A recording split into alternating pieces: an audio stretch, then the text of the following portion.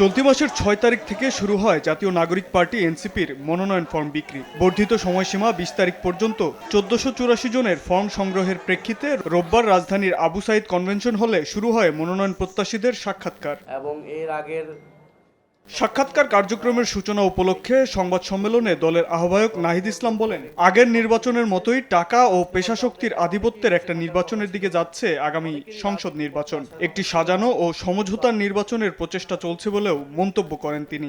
সুষ্ঠু নির্বাচনের জন্য নির্বাচন কমিশনের এবং সরকার এবং প্রশাসনকে যে শক্ত অবস্থানে থাকা প্রয়োজন সেটা আমাদের কাছে মনে হচ্ছে না। আমরা দেখতে পাচ্ছি যে বিভিন্ন দলের নেতাকর্মীরা তারা প্রকাশ্যে বলে বেড়াচ্ছে যে প্রশাসনকে কিভাবে দখল করতে হবে, প্রশাসনকে কিভাবে হাতে রাখতে হবে। একসময় তারা বন্ধু ছিল, তারা কিন্তু একটা চক্রান্ত করছে। এই নির্বাচনকে একটা ভাগবাটোয়ারা, একটা সাজানো নির্বাচন, একটা সমঝোতার নির্বাচনে করার পরিকল্পনা করছে।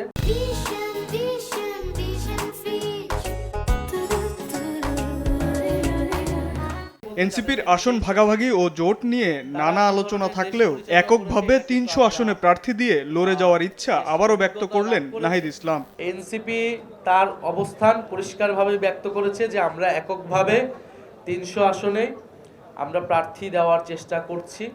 আমাদের নীতি আদর্শের সাথে যদি কোনো দল বা কোনো শক্তি ঐক্যমত্য পোষণ করে তাহলে তাদের সাথে আমাদের আলোচনা থাকতে পারে এবং সেক্ষেত্রে আমরা ওপেন রয়েছি। এদিকে দলের মুখ্য সমন্বয়ক নাসির উদ্দিন পাটোয়ারি বলেন, সংস্কার সরকারের দায়িত্ব ছিল, তবে রাজনৈতিক দলগুলোর দায়বদ্ধতার অভাবে বাধাগ্রস্ত হয়েছে। এনসিপির প্রার্থীরা লেভেল প্লেইং ফিল্ড পাচ্ছে না এমন অভিযোগ করে বলেন, নির্বাচনী প্রচারণা করতে গিয়ে হামলা ও হুমকি ধামকির শিকার হচ্ছেন দলের প্রার্থীরা। নির্বাচনী মাঠে আমরা নামবো, সেই মাঠে আমরা হুমকি পাচ্ছি এখন যে সকল প্রশাসনকে এক দলের আন্ডারে নিয়ে যেতে হবে।